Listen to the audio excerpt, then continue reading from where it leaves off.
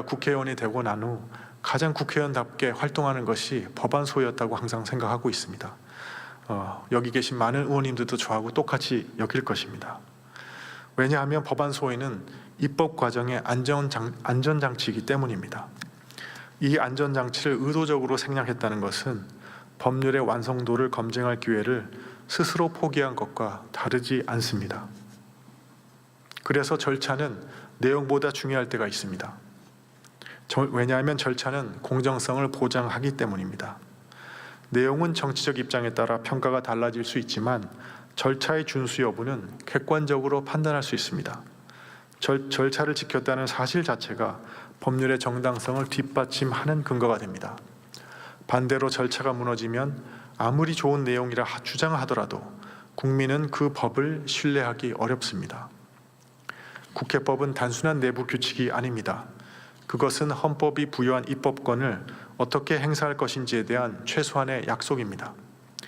국회의원이 스스로 정한 규칙을 지키지 않는다면 국민에게 법을 준수하라고 말할 도덕적 근거는 어디에서 찾을 수 있겠습니까?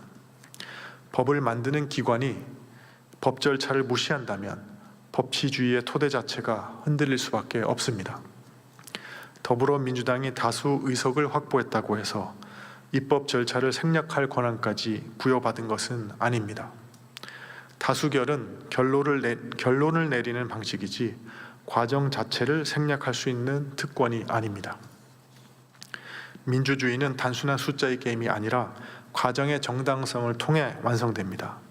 소수 의견을 듣고 전문가 의견을 수렴하고 문제점을 수정하는 과정이 바로 민주주의 입법의 핵심입니다. 법안 소위를 건너뛰는 행위는 결국 국회의 토론 기능을 무력화합니다. 소위원회에서는 여야 의원들이 조문 하나하나를 놓고 치열하게 논쟁합니다. 정부 부처의 설명을 듣고 이해관계자의 의견을 검토하며 예상되는 부작용을 점검합니다. 이 과정에서 많은 법안이 수정되고 보완됩니다.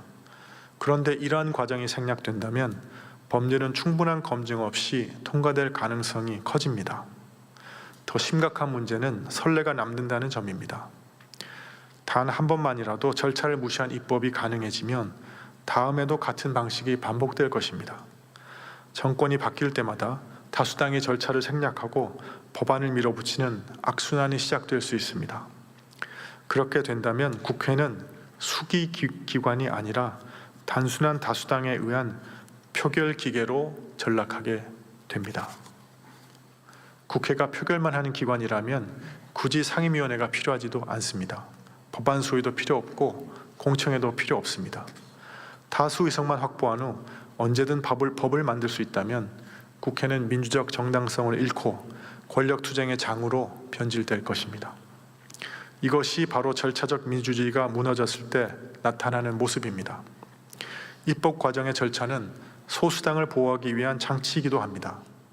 민주주의는 다수의 지배가 아니라 다수와 소수의 공존을 전제로 합니다.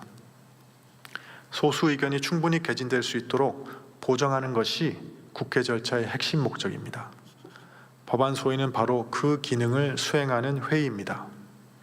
이를 생략한다는 것은 사실상 소수 의견을 제도적으로 배제하는 것과 같습니다.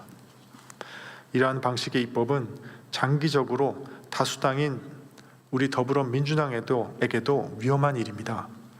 오늘의 다수는 내일의 소수가 될 수 있기 때문입니다. 절차를 무너뜨리는 순간 그 피해는 결국 모든 정치 세력에게 돌아갑니다. 그래서 민주주의 국가에서는 정파를 초월하여 절차만큼은 지켜야 한다는 공감대가 존재합니다. 법률은 국민의 삶에 직접적인 영향을 미칩니다. 세금, 규제, 권리와 의무가 모두 법률에 의해 결정됩니다. 그렇기 때문에 법률은 충분한 검토와 사회적 논의를 거쳐야 합니다. 법안 소위를 생략한 입법은 국민에게 실험적인 정책을 강요하는 결과를 낳을 수 있습니다. 문제가 발생하면 그 피해는 온전히 국민들이 감당해야 합니다. 또한 절차를 무시한 입법은 사법적 분쟁을 증가시킵니다. 충분한 검토 없이 통과된 법률은 위헌 논란이나 해석 갈등을 초래할 가능성이 큽니다. 결국 헌법재판소와 법원이 정치적 갈등의 최종 해결자가 되는 상황이 반복됩니다. 이는 입법부 스스로의 책임을 사법부에 떠넘기는 것과 다르지 않습니다. 국회가 제 기능을 하려면 속도보다 신중함이 필요합니다. 입법은 성과 경쟁의 대상이 아닙니다. 법안을 얼마나 빨리 통과시켰는지가 중요한 것이 아니라 얼마나 잘 만들었는지가 중요합니다. 절차를 지키는 것은 시간 낭비가 아니라 입법의 완성도를 높이는 과정입니다. 절차를 무너뜨리는 순간 국회는 스스로 존재 이유를 부정하게 됩니다. 국회가 필요한 이유는 다양한 의견을 조정하고 수기하는 기능 때문입니다. 그 기능이 사라진다면 국회라는 곳이 행정부와 무엇이 다르겠습니까? 국회는 토론하는 기관이어야지 일방적으로 결정하는 기관이 되어서는 안 됩니다. 저는 법안의 내용 이전에 과정과 절차가 무너졌다는 점을 지적하고 싶습니다. 민주주의에서 과정은 결과만큼 중요하며 때로는 결과보다 더 중요합니다. 과정이 정당해야 결과도 존중받을 수 있습니다.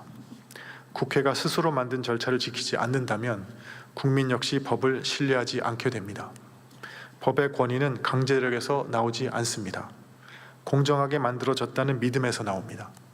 절차적 정당성이 사라진 법은 국민적 동의를 얻기 어렵습니다.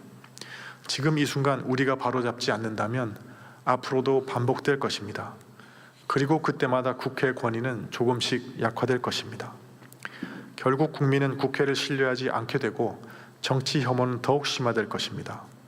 이것이야말로 민주주의에 대한 가장 큰 위협입니다. 다시 한번 말씀드립니다. 법안 소위를 건너뛴 일방적 강행 처리는 단순한 정치적 선택이 아니라 국회의 기능 자체를 훼손하는 중대한 절차적 문제입니다. 그래서 우리 당의 동료 의원인 이다리 의원은 의장님께 간곡히 호소했습니다. 이 국민투표법을 다시 법안 소위로 돌려줄 것을 간곡히 호소한 바 있습니다. 저도 그 의견에 동의합니다. 국회법을 존중하지 않는 입법은 헌법 정신에도 부합하지 않습니다. 국회는 힘으로 운영되는 기관이 아니라 규칙으로 운영되는 기관입니다. 규칙이 무너지면 국회도 무너집니다.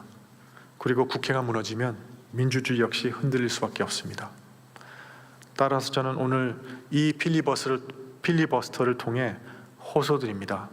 다수의 힘이 아니라 절차의 정당성으로 국회를 운영해야 한다는 원칙을 다시 세워주십시오.